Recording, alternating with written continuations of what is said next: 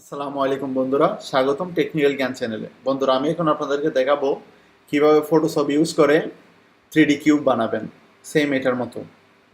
এই জন্য বন্ধুরা প্রথমে ফটোশপ ওপেন করে নেবেন। আমি ইউজ করছি ফটোশপ সিসি। প্রথমে একটা ফটো ওপেন করে নেবেন, যে ফটোতে কাজ করবেন। তার জন্য ফাইল থেকে যাবেন ওপেন অপশনে, ওপেন থেকে ফটো একটা সিলেক্ট করে নেবেন। হালকা জুম দিয়ে দিচ্ছি আমি ফটোটাকে।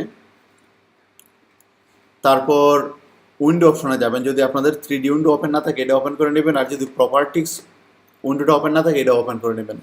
তারপর 3D অপশনে যাবেন, 3D অপশন থেকে new mash from layer, new mash from layer থেকে যাবেন ম্যাশ প্রেজেন্ট।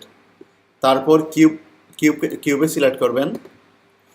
দেখতে পাচ্ছেন বন্ধুরা, আমাদের এটা একটা 3D কিউব হয়ে গেছে।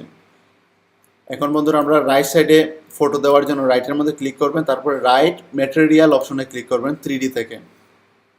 তারপর ডিফিউজের মধ্যে এই লোগোর মধ্যে ক্লিক করবেন, তারপর রিপ্লেস টেক্সচার থেকে অন্য আরেকটা ফটো নিয়ে নেবেন আপনারা।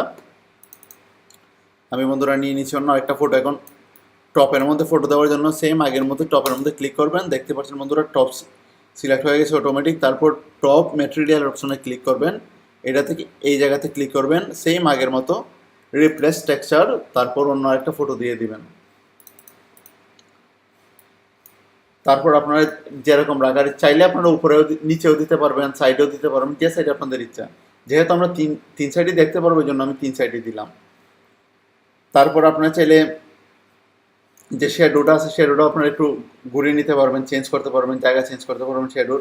এই জন্য ইনফিট লাইটের মধ্যে ক্লিক করতে হবে। এটা থেকে এই জায়গাটা ঘুরিয়ে নিলে আপনাদের শ্যাডোটা ঘুরিয়ে নিতে পারবেন আপনারা, যে জায়গায় আপনাদের ইচ্ছা। তারপর আমরা আরেকবার লেয়ারে যাব, লেয়ার থেকে নিউ লেয়ার একটা নিব।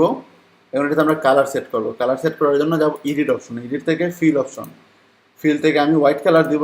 আমার আগে থেকে হোয়াইট সিলেক্ট আছে, আপনাদের যদি না থাকে সিলেক্ট করে নিতে পারেন। যদি চান অন্য কালারও সিলেক্ট করতে পারেন। তারপর ওকেতে ক্লিক করব। এখন বন্ধুরা এটা আমি নিচে দিয়ে দিচ্ছি এই লেয়ারটা।